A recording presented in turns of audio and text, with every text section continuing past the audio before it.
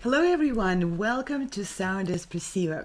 Sound Espressivo is a new generation of classical music competition, which offers contestants to perform in live broadcast, television-like broadcast and live shows from their own location anywhere in the world. Sound Espressivo panel of judges represents top performing artists, music educators from around the globe. Sound Espressivo offers an unprecedented array of awards for musicians. And welcome to our podcast. Meet the judges, music promoters and managers, and music educators. Welcome. No matter where you are or who you are, music connects us all. We started with a dream, but now we are paving the future. Welcome to the Sound Espressivo Global Competition. Fully virtual, yet bringing musicians closer together than ever before, now on a global scale. True live, inclusivity, diversity, connection, community, an extraordinary array of judges. Get noticed by companies all over the world. Prizes, scholarships, performance opportunities. Apply to be a part of the most exciting congregation of artists like nothing you've ever seen before. We guarantee quality and leave no musician behind. We can't wait to hear you on the virtual stage.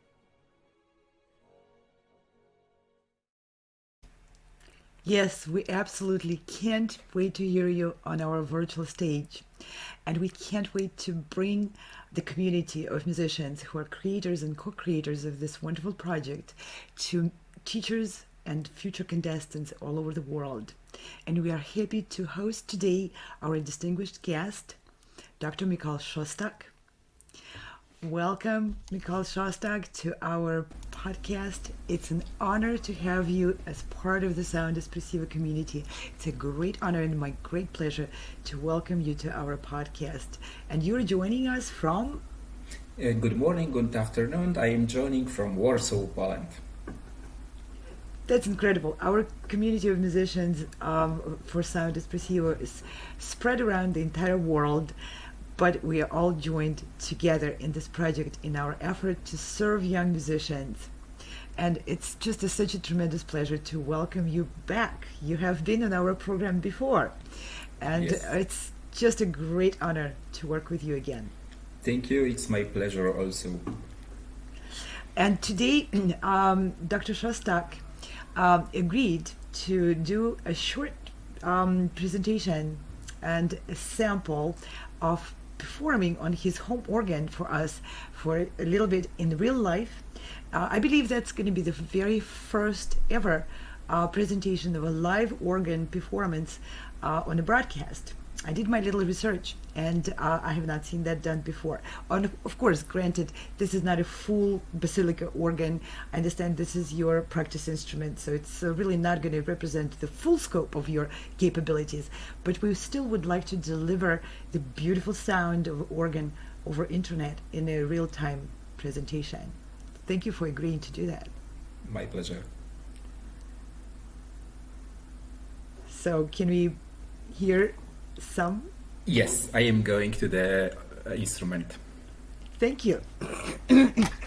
And while Dr. Szostak needs to move from his desk to his organ, I want to draw everybody's attention to the console he's approaching.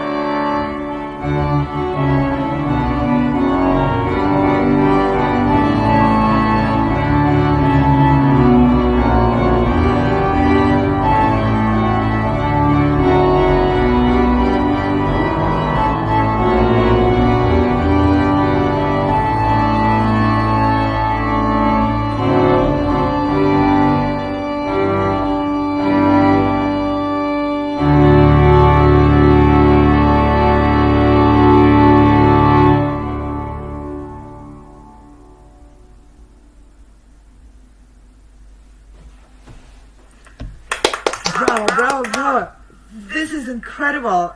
I feel just so honored to be in the presence of the very first live internet performance on the organ. It's one of the hardest instruments to transmit, to record, and to handle the transition from the live performance to the one which people can enjoy over technology. And this sounded mind-blowing. I want to tell all the organists in the world, if you can play like Maestro Szostak, please apply to the competition, because we are prepared to deliver your sound.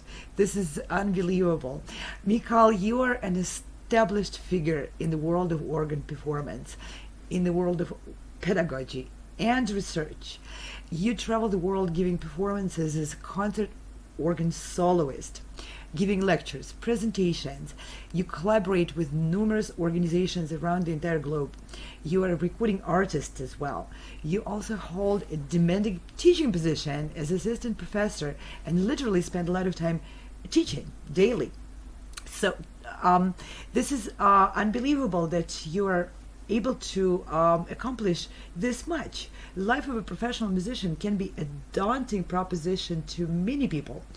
But you're a real true example of incredible productivity, openness, and yes, success. In the current situation, it seems like the very core of performing arts, and especially classical music performing arts, is being challenged. What is your approach at this time, when we are so limited to being able to reach our audience in the physical concert venues? Do you see this as a inevitable decline of performing arts, or do you see it more as a beginning of a rise for performing arts and performing arts education of new opportunities for those fields? So thank you for all these kind words. So my opinion about this situation is changing, because when we met for the first time a few months ago, we were on the beginning of the pandemic, or a few months after the pandemic. So everything was new for us. 2-3 months after the beginning of the lockdown was not so long time. Now, for example, in Poland, we are good half of a year after the first blowing of the problem, and we see that the number of sick people are still growing, but we all would like to live in normal conditions. So our expectations are growing because we would like to come back, but the situation is not changing for the better. So as from my personal perspective, I am starting to feel a little fear about the situation, because, as Anna said, we are dealing with performing arts. So we need to perform, of course, also for us, but for the main goal, for the audience, for the audiences. So having recorded music, it's very good, because we know that CDs, etc., YouTube gave us much more dimensions in perceiving of music, but it's not the same hearing CD according to the face-to-face meeting with the musician. Absolutely. And I wanted to pitch in. Listening to pre-recorded CD is incredibly enriching experience, of course. But you're absolutely right. I can't agree more. It's different from listening to the live performance. And as a performer myself, I have to admit, preparing a CD for the release and recording and editing the tracks for it is not the same thing as preparation for the totally live performance. I prepare differently. So yeah, now to you. Yes, I have the same experience. During recording a CD, I can say that we keep emotions as performance, and of course, emotions are recorded, but we don't have the same moment when the receiver is listening to our music. In the live performance, all performer and the audience have the same time. So we can manage emotions. I feel emotion of the audience during the piece. I feel emotions of audience during the whole concert. I know when the emotions are going up, when they are going down. I can increase the speed or limit the speed. I can do something or don't do something. On the recording, we try to find the middle, the best solution for the recording. And even for me it's very interesting because I also accept playing the literature, organ literature. I very much like improvising. So it's very interesting improvise on the organ to the live audience and improvise for the recording. Very different, I bet. Totally different situation, totally different inspiration. Even my doctoral thesis was about inspiration. We have plenty of possibilities for the inspiration, but totally different inspiration for the CD, for the recording, and totally different inspiration during the live performance. Well, and since we already praised the recordings for what they can give, I would like to play one of your fabulous recordings. I really love that one, and I'm sure our audience is going to appreciate your wonderful artistry.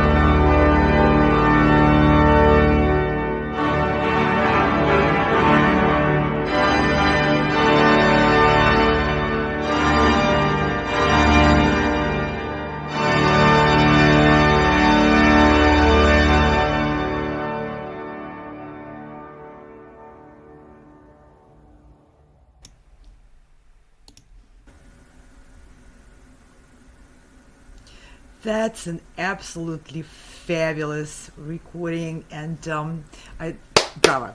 This is wonderful. I'm sure that was quite a production with multi-track and sound and video engineer involved, right?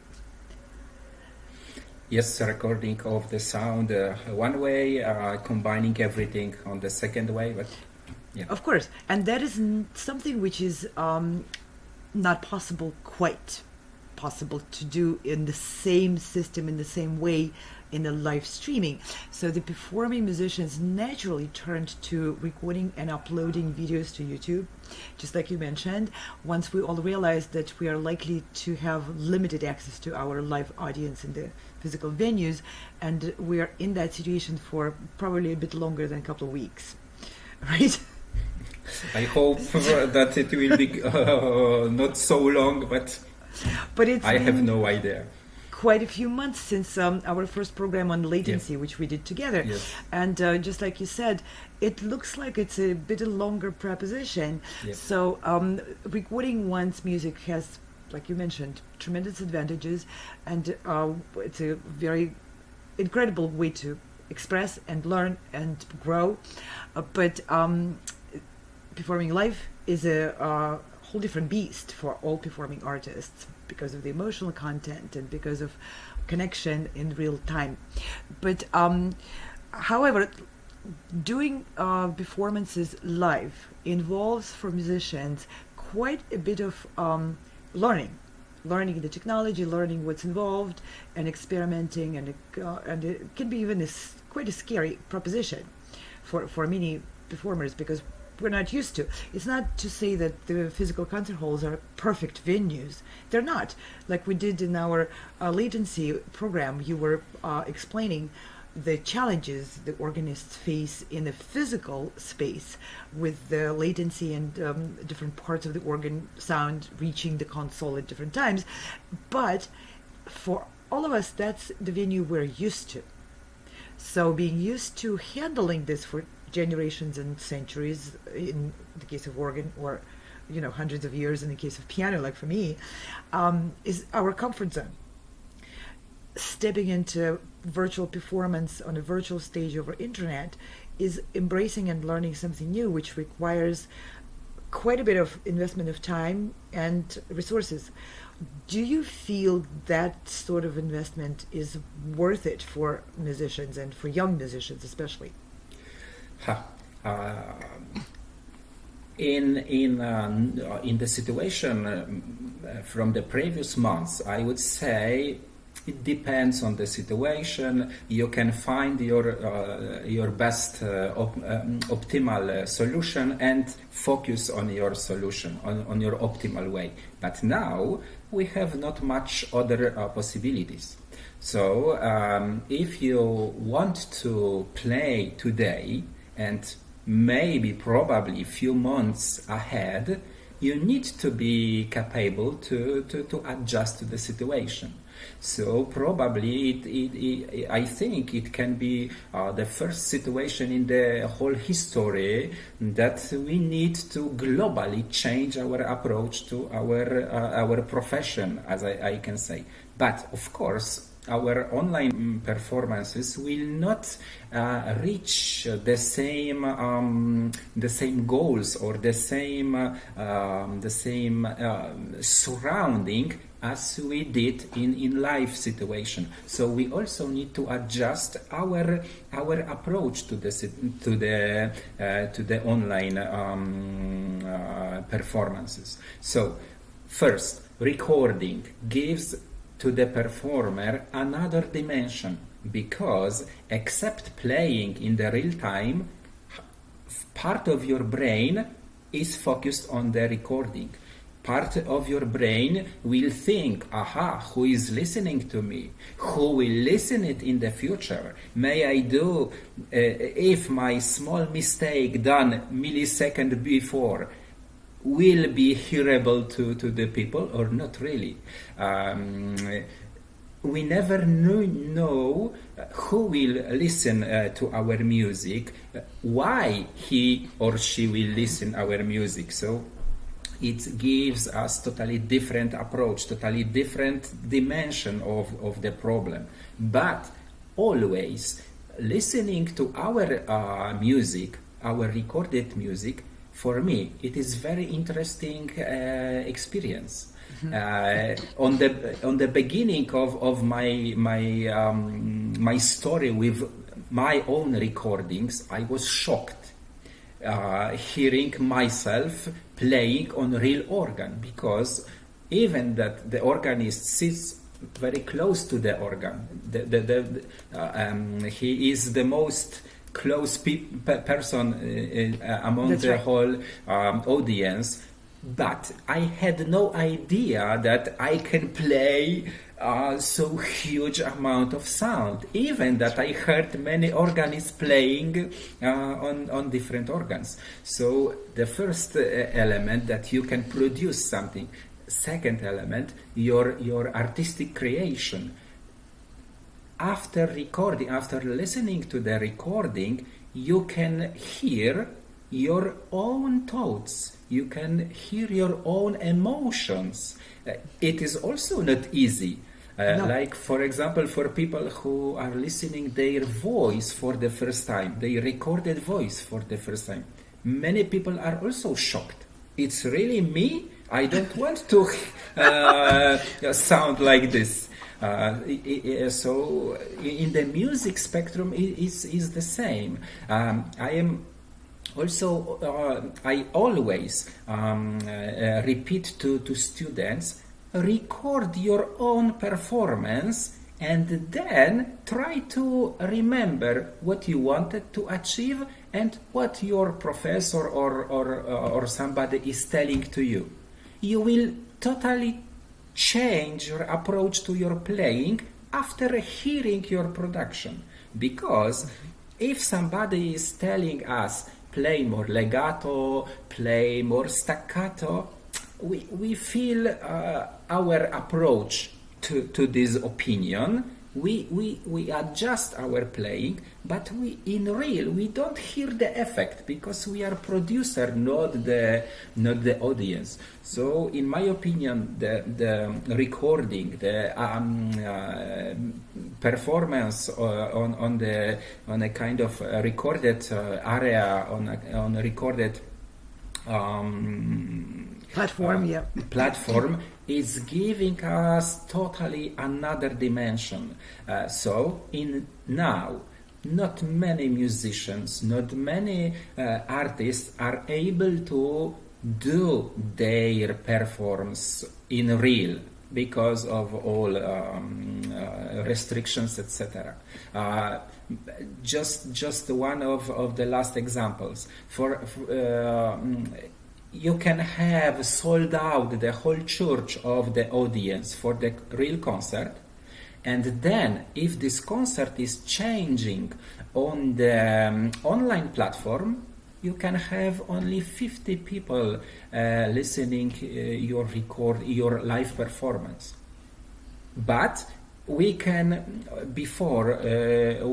think, if the whole world can participate in your concert, you will have thousands of audience. No, because majority of the audience, for them it's also very important to have the contact with the performer, not because they like him or don't like him, but because emotions, natural sound, everything is changing the perspective, is changing the receiving process of the music. So now on the online platform, on the online streaming, of course, we are doing in real-time performance, but it's kind of being like in the television or something like that. And also our performance needs to be adjusted to these circumstances. And you're absolutely right. The audience, just like the musicians, performers, is used to the physical space and used to be in the close physical proximity to each other and feeling that energy the concert, of the live concert, and the energy of the response of the audience to the live performance going on in the enclosed physical space. However, I don't know how about you. I have done a lot of online performances in the past few months.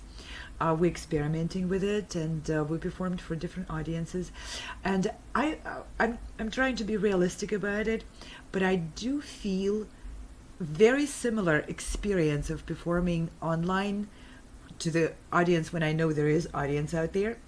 And maybe it's imaginary or maybe it's real, but in the end, it really doesn't matter because it energizes and inspires me to perform in real time all the same. Now, for the audience experience, I hear feedback from people who attend our online concerts, and a lot of times there is a reception following.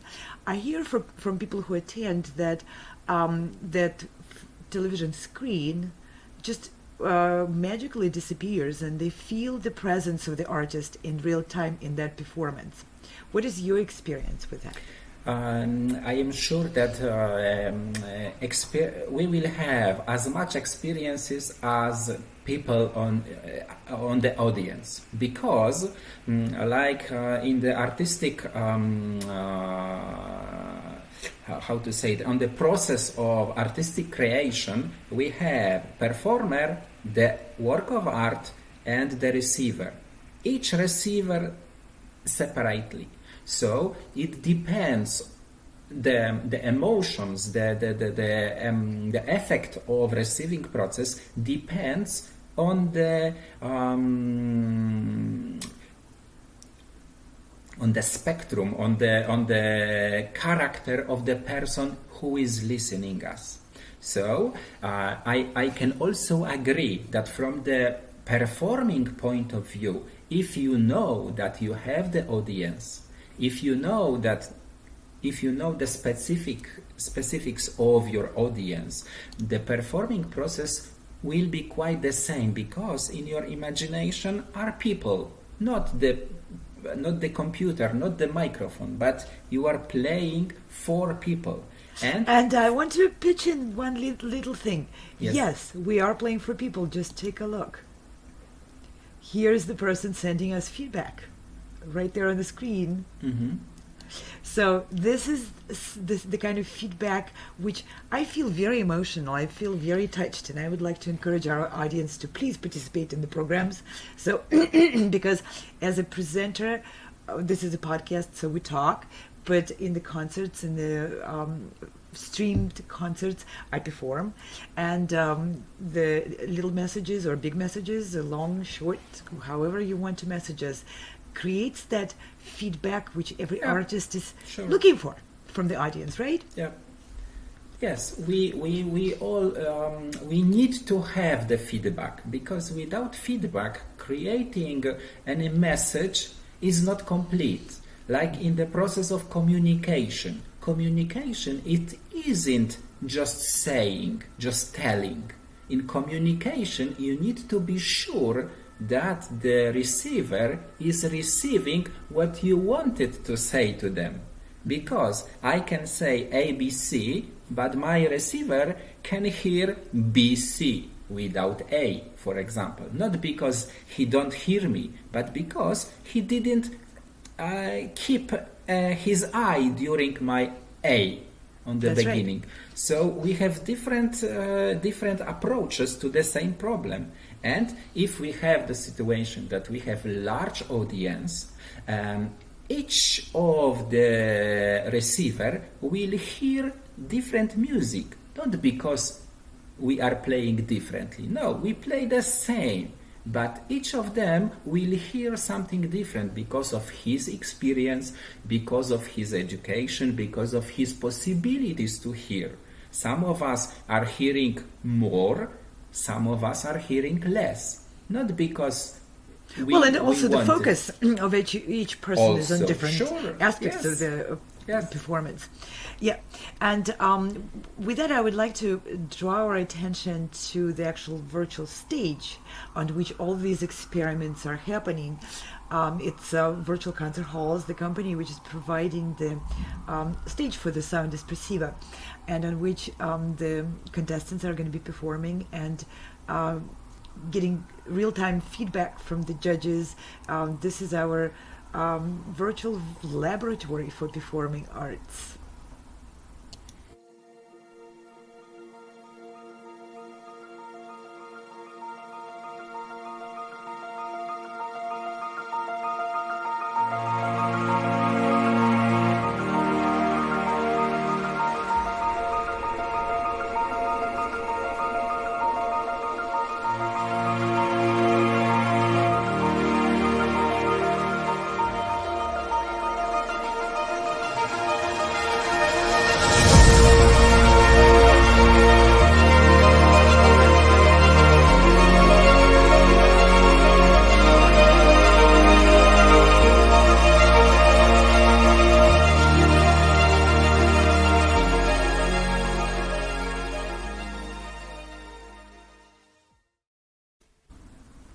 Thank you, Virtual Concert Halls, for creating this platform where we all can experience in reality.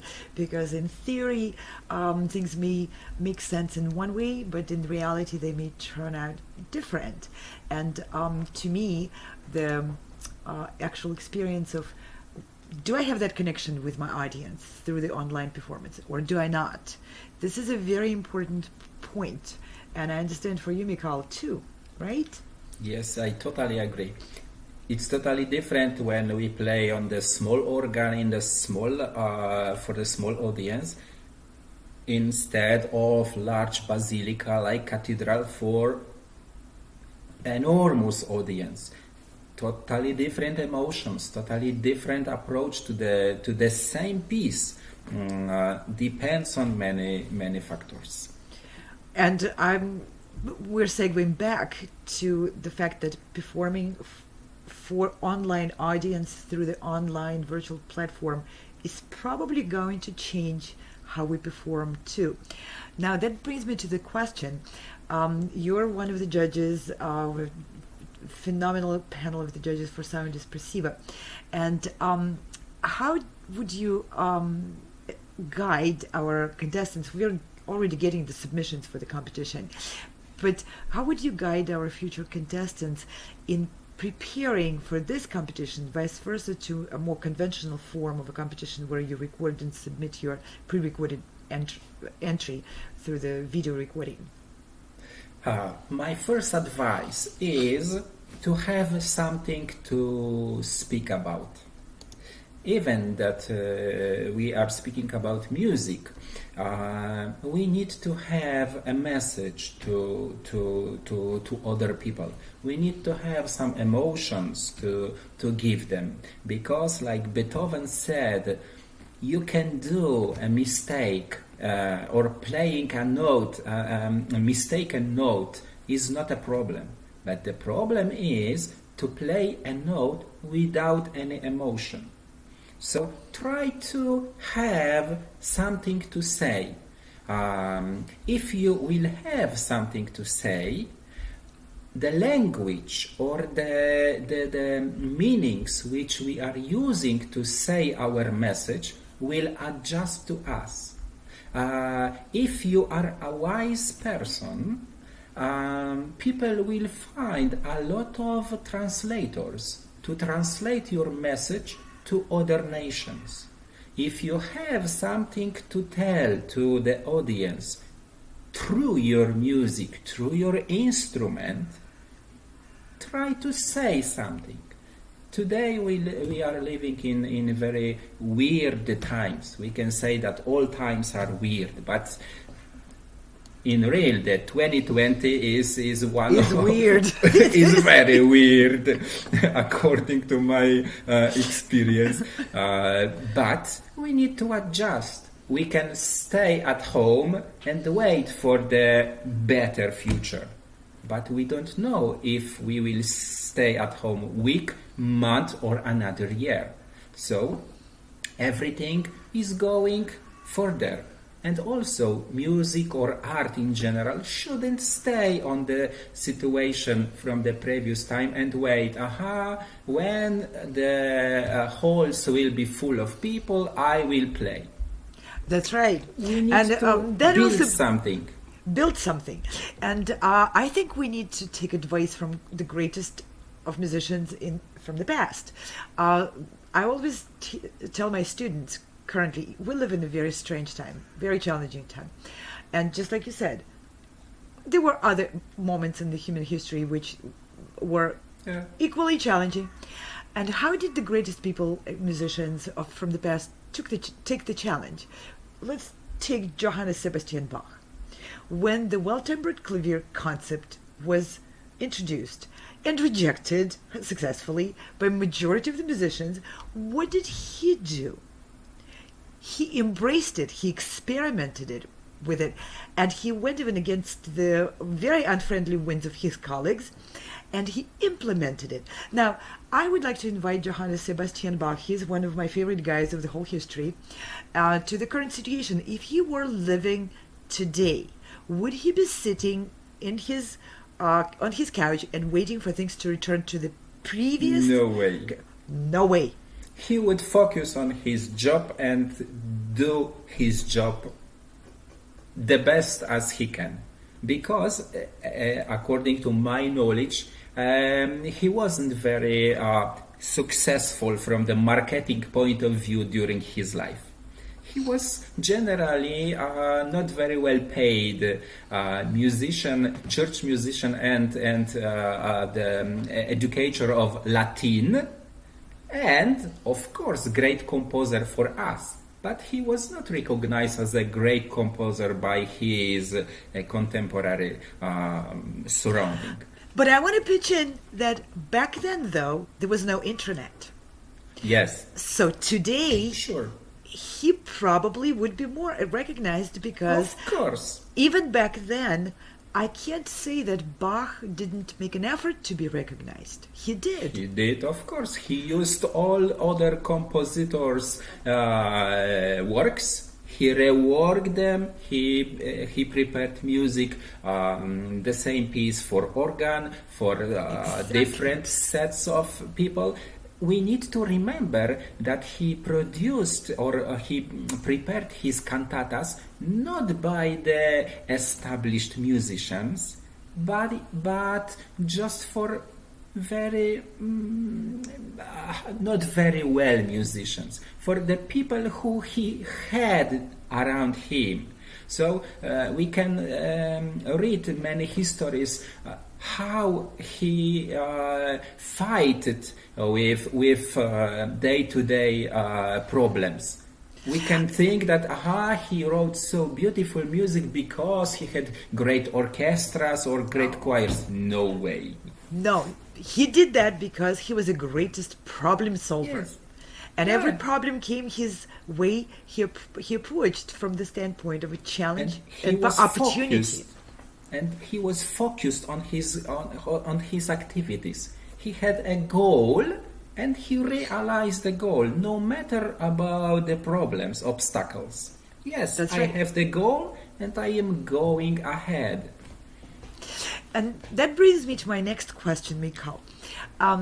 Of course, the competition concept is revised from all many different perspectives, and it's a product of many discussions among musicians and among you and me, and us too, and stems from general dissatisfaction with the conventional competition scene and conventional competition structure.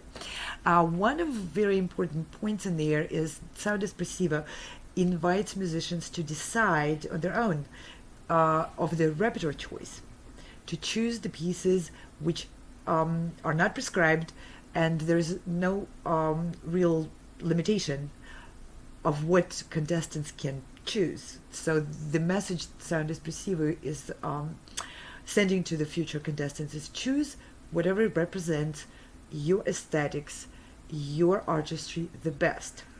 Now, what do you see that as a more of an opportunity or more of a confusing task for musicians?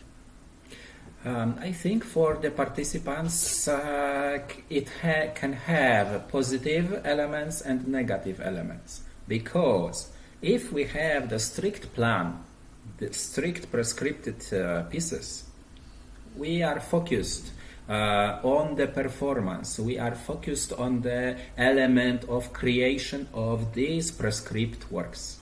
But if we are allowed to choose from our repertoire, firstly, we need to start to think what I need to show to my audience, what I need to show to the competition. So, for some people, it will be better. Okay, you have free will, free choice to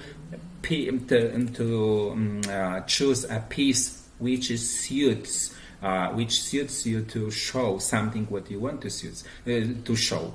But for other people who have no enough will to set the decision, okay, I am choosing this piece because I want to show something, it will be not so easy.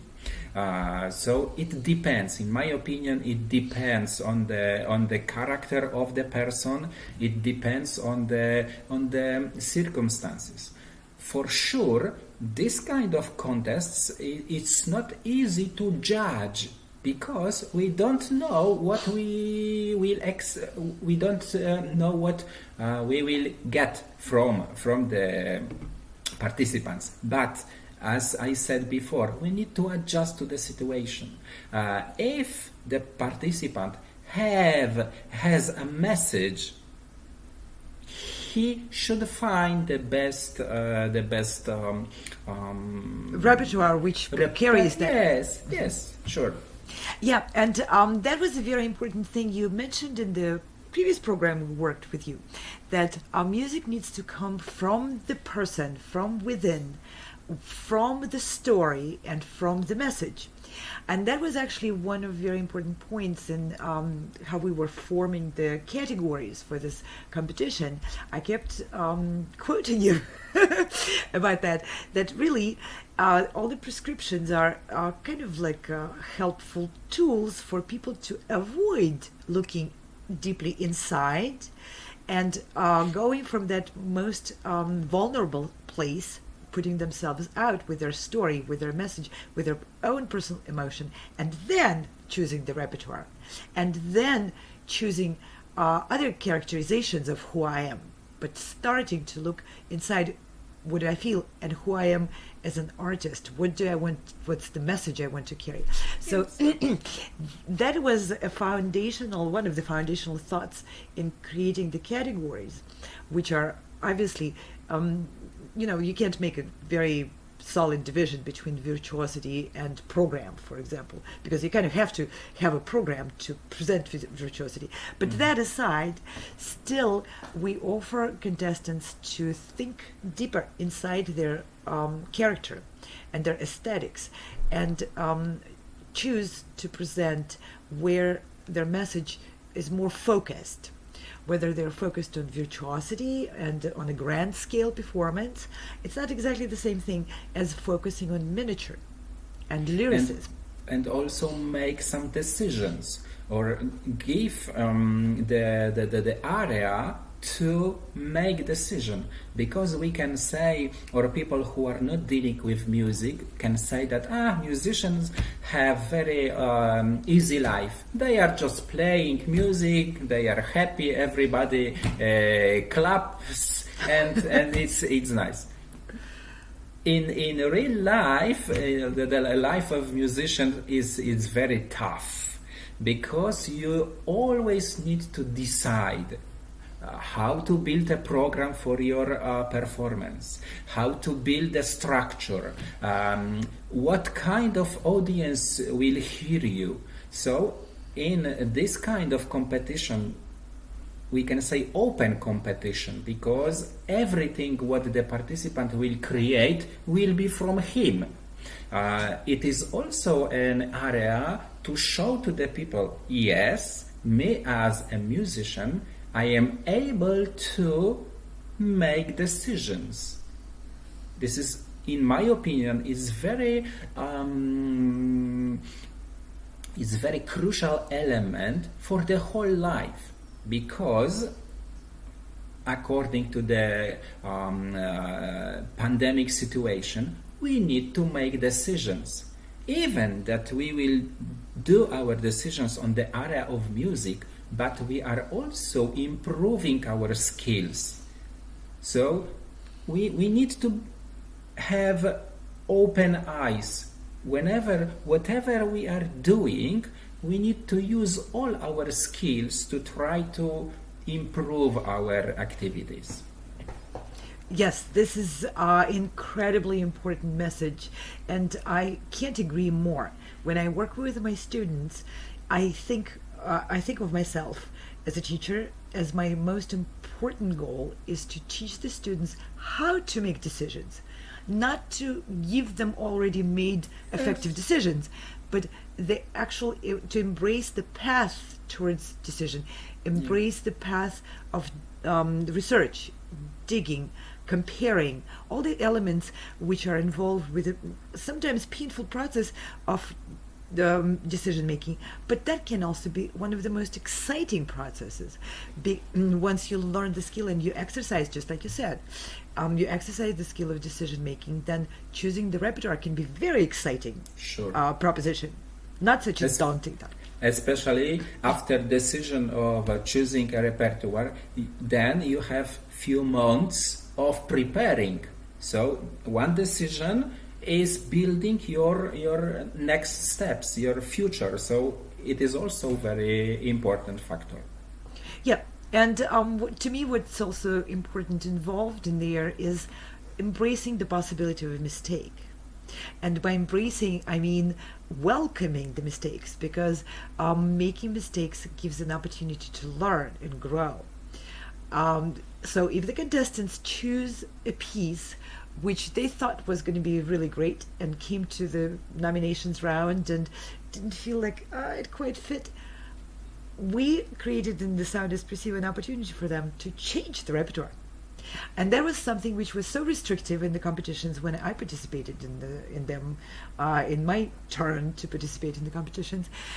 Once you make a decision about the repertoire, which is to begin with prescribed, then you have to carry it on from round to round of the competition. You cannot change anything, they'll disqualify you.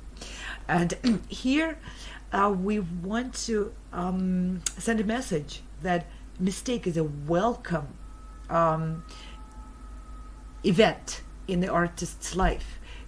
And learning from the mistake and moving forward and change is the driving energy behind progress for an artist and personal growth as an artist. Yes, I would like to also underline the issue of mistakes, because referring to our academic area, we can think, mistakes, we should avoid mistakes, because mistake is terrible problem, terrible situation. If mistake is happening, many We're people done for. Everything is lost. And so from my perspective, doing mistakes is a natural situation for a human. You will never find a human who is not making mistakes. But what is the most important? What will happen after your mistake? If you will collapse and will stay on the ground, or you will get up and go further.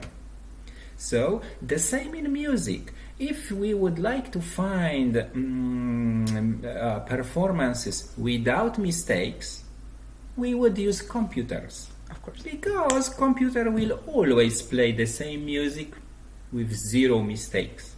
But computer will not give us any message.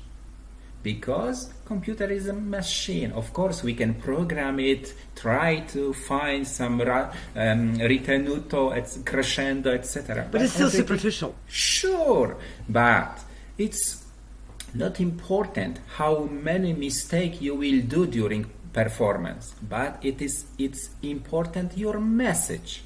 because even if we speak together, we are doing mistakes in language, in pronunciation, etc. But nobody is remember our mistakes if we have connection between the people during the meeting. We don't remember when we meet with friends. We don't remember that our colleague said something wrong, or another friend told the word in wrong way. We remember the emotions. We remember we were happy or not.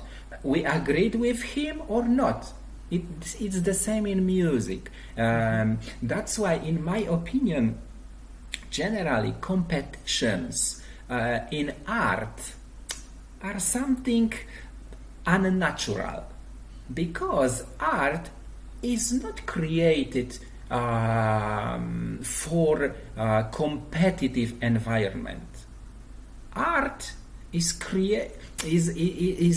an element of our life which is used by the artist to give some values from the world of values, put it in the work of art, and give to the receiver.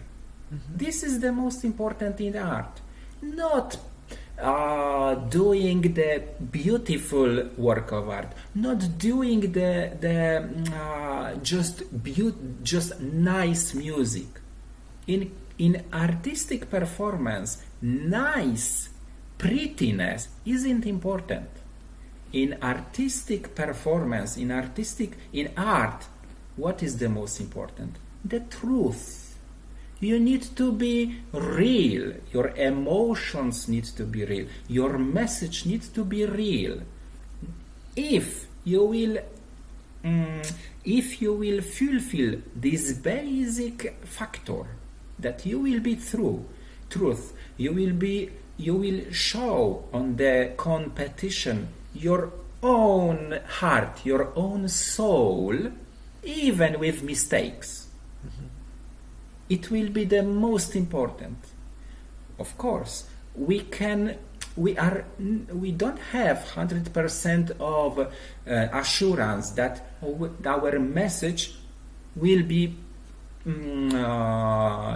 well perceived, because it depends on the other side. If they want to hear us, if they want to listen us, if they are able to understand our message. But if the artist will be empty and will be focused on doing no mistakes, when he will be closed because I need to avoid any mistakes, there will be what will be the message? He is scared. Exactly.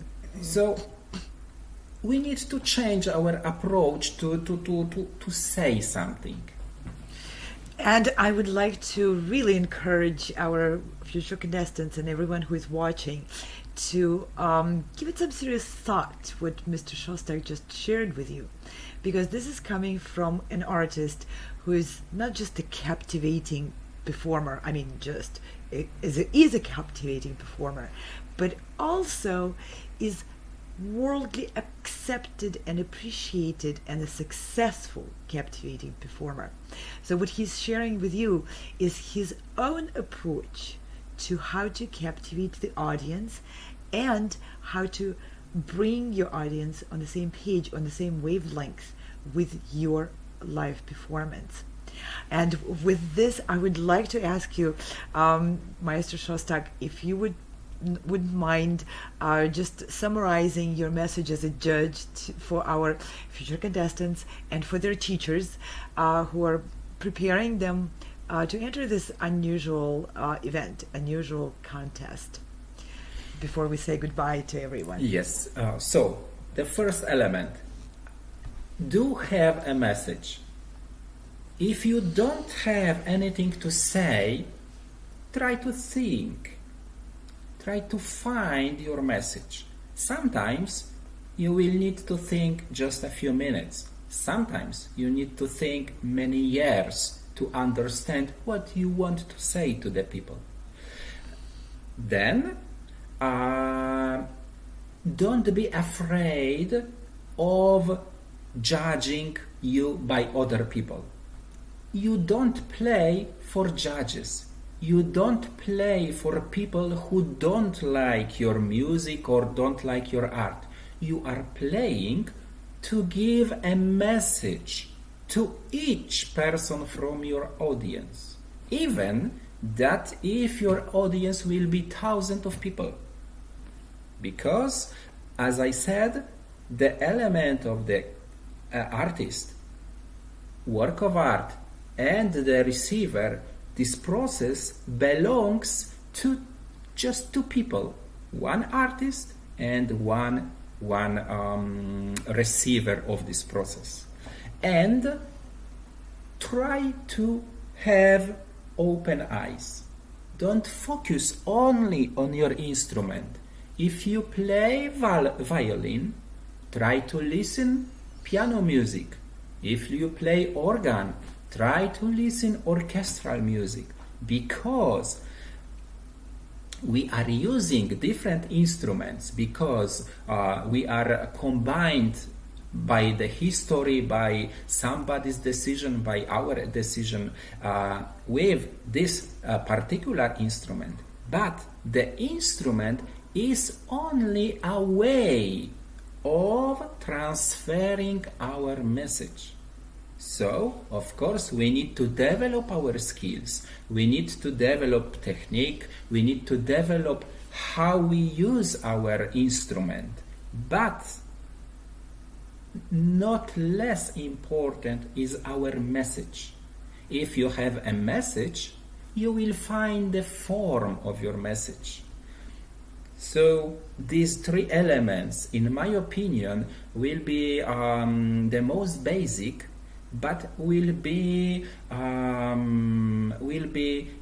can be used by all performance, in all instruments, by singers, by instrumentalists, to say something to the world. You never know who will listening to you. You never know when somebody will listen to you. You never know what will happen next. But try to say something. Thank you so much. This is an incredible message, and I'm going to take it to heart too.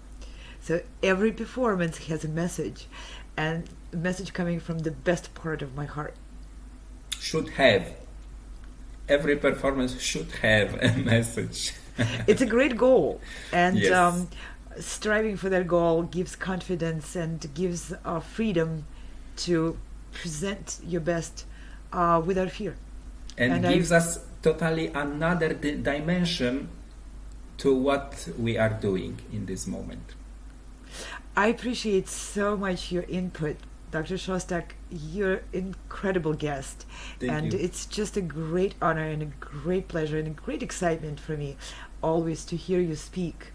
I'm one receiver from your very appreciative audience. Thank you. And thank you again for joining us today. And It was great pleasure to me. Thank you. And I want to thank our audience, the teachers and the students, and everyone who is watching and preparing to enter the Sound Espressivo Global Competition. And we can't wait to see you on stage. Bye.